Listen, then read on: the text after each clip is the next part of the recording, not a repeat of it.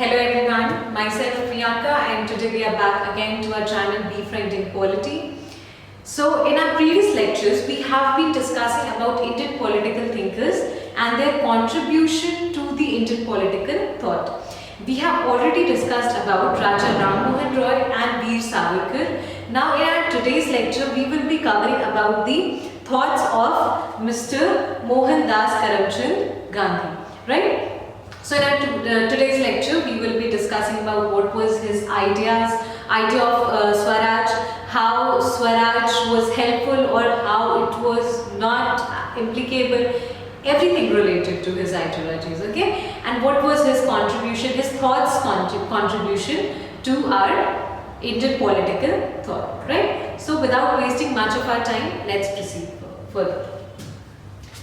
Now here we have a flow chart of how Gandhian concept of Swaraj was related to the individual level and to the political level. So for that, for understanding this flowchart, first we need to understand about his concept of Swaraj.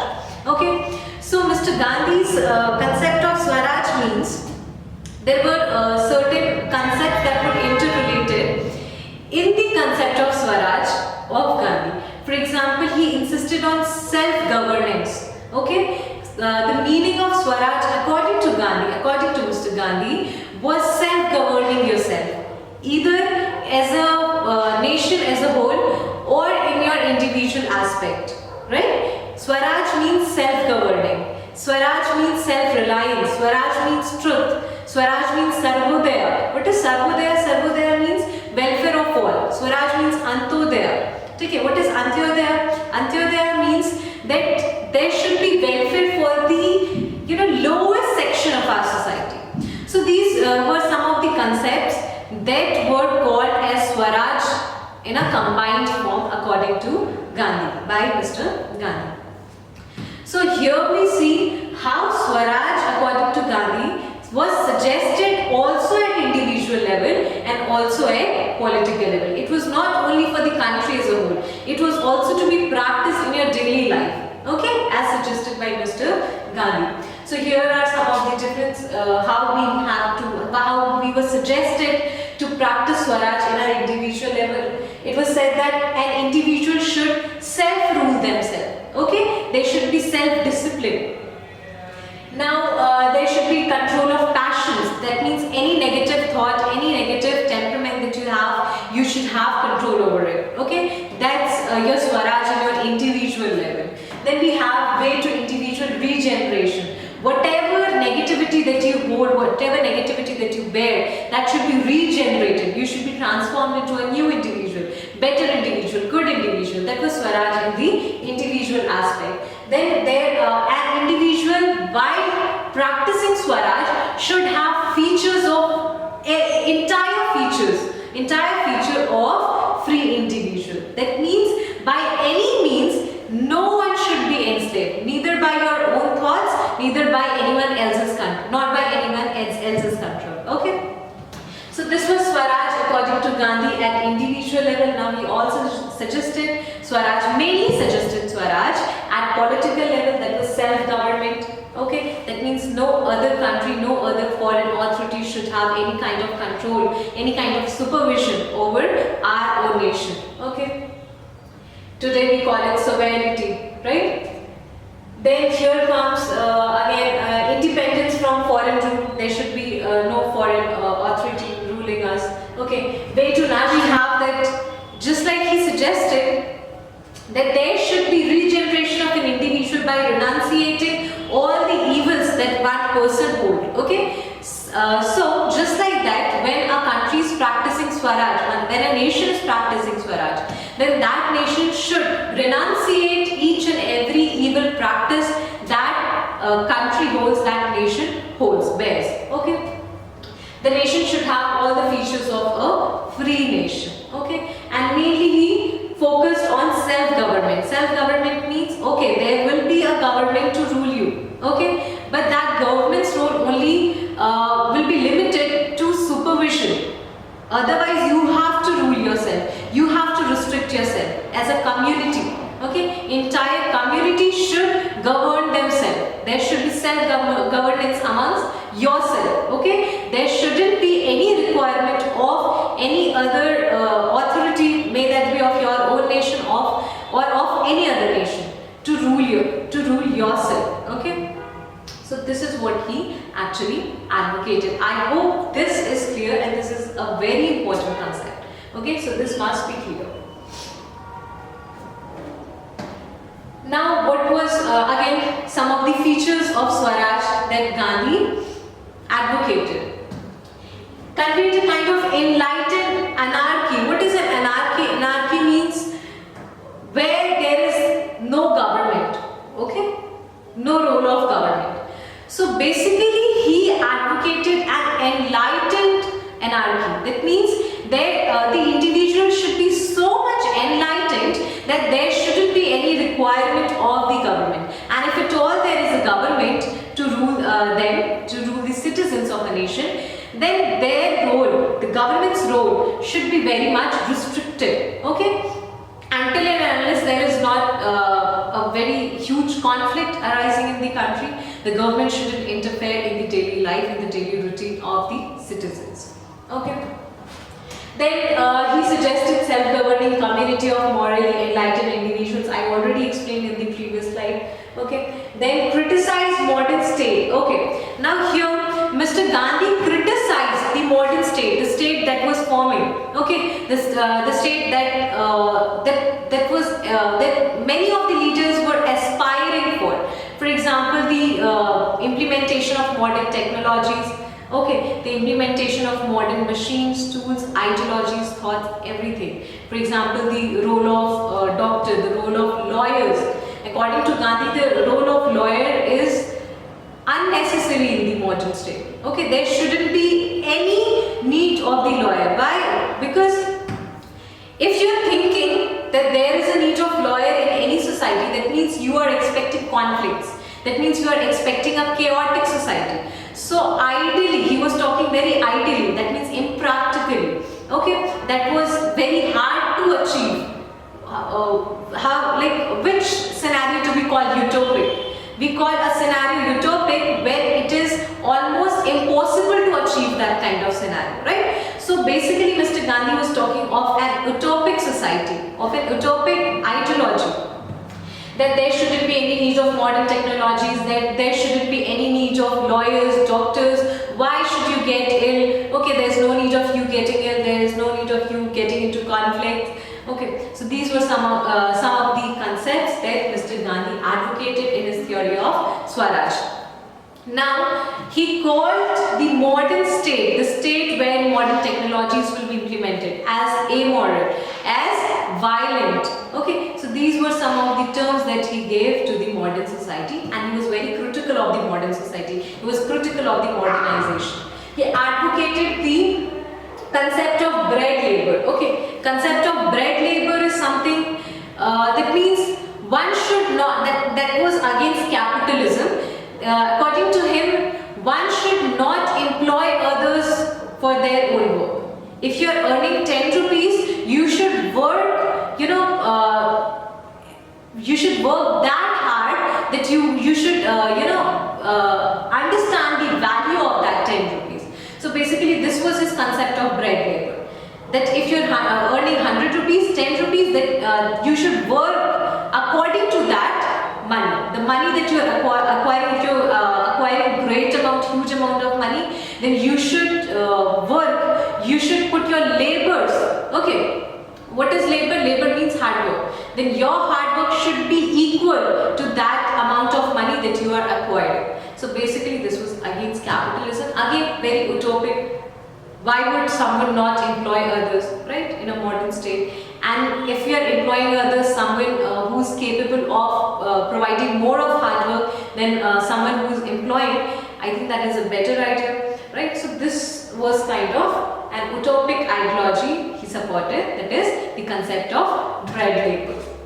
Then again, advocated creation of a new society without modern technologies and existence of local government and local trade. Okay, so he suggested, he advocated that the government should be on the local level, and local level governments should hold most powers.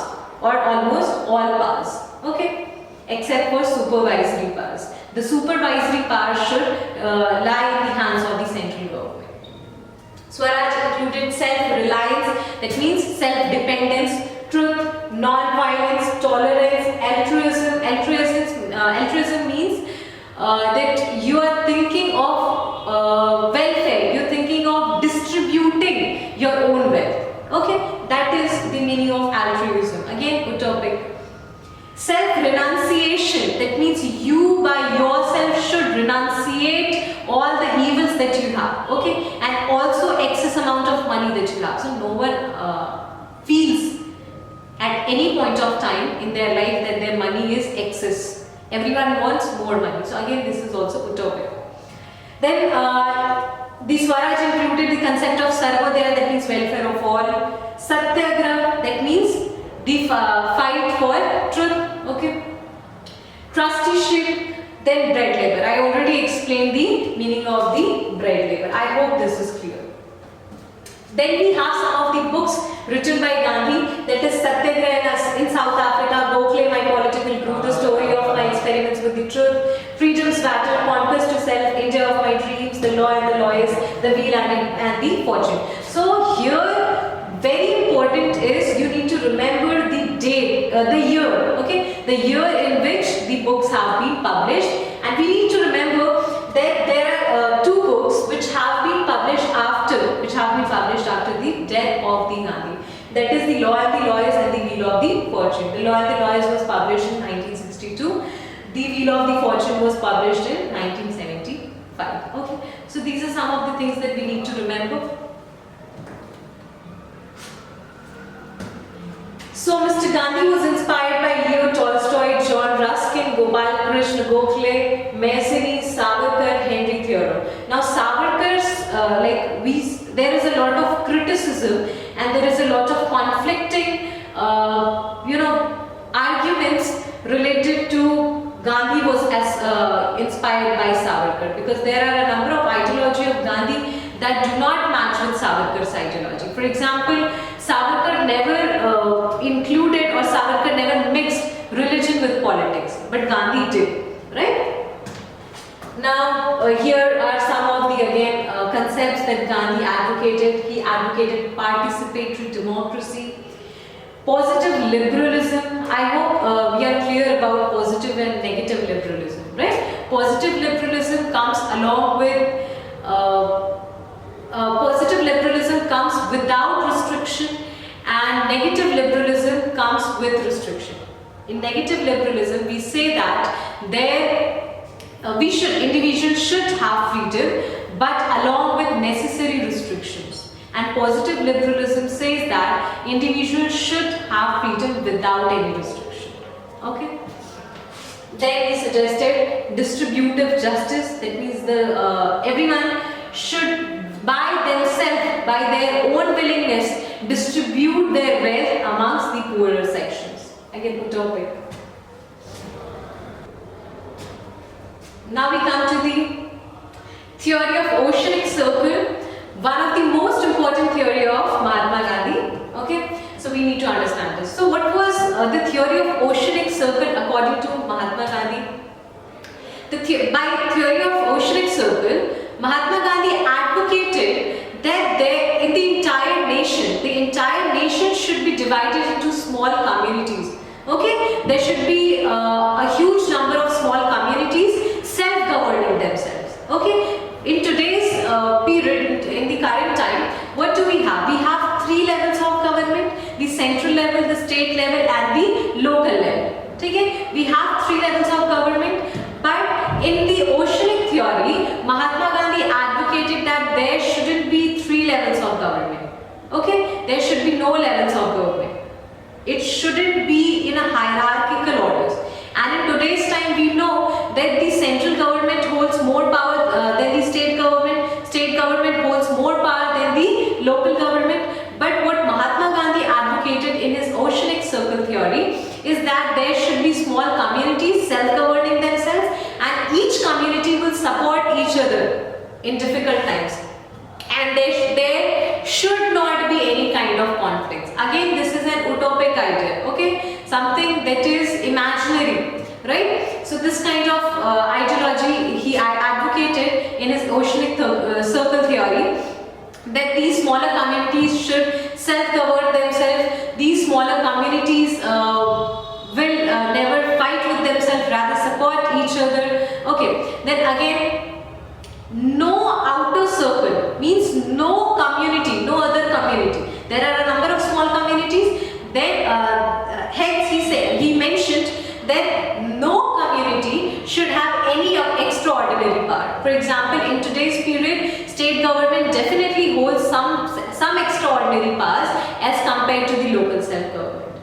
But according to Gandhi, no other community should hold any extraordinary powers, okay, as compared to any other smaller community. Every community should have equal powers. Now that could have been a kind of chaotic, right? So yeah. So this was actually his feature of oceanic circle, right? And again, only central government would be there only to supervise them. In case conflict arises, then central government would come and basically they would resolve the issues, resolve the conflicts going on. So let's read once. Entire country should be divided into many smaller communities, right? This was one of the features. Then we have these communities will self-govern themselves and would support each other and not undergo conflicts. Central government will hold least power. Each province may have their own constitution. Okay, this was also one of the features. And again, this would be chaotic. Non-pyramidical social order. What is a pyramid?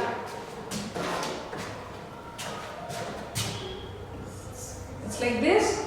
So definitely one at the top holds more power than the other. That means this is hierarchical. Okay. So basically Gandhi advocated that the social order should be non-pyramidical. That means no individual, no community, no government should be above any other one. Okay. No outer circle to have any extraordinary power. Non-hierarchical again. Political action should be guided by dharma. That means religion, morality, ethics. There should be less of scientific temperament and more of ethical temperament. Okay, this is what Mr. Gandhi advocated for politics to be guided on. Then we have some of the criticism of Mr. Gandhi. Gandhi's ideologies were mostly utopic. We already discussed in our previous slides. His criticism to modernization was illogical. So, right, Gandhi advocated that there shouldn't be modernization. That means no new technologies, no lawyers, no doctors. So this was kind of illogical. Then we have he was alleged of supporting division of labor. This is one of his criticism. Then we have he mixed religion with politics. These were some of the criticism of Mr. Gandhi. I hope this is clear. His ideologies, his concept of Swaraj, his concept of oceanic circle, his criticisms, the books written by him, okay, and what was his contribution, right? So I hope these entire lecture was clear to you all. Thank you.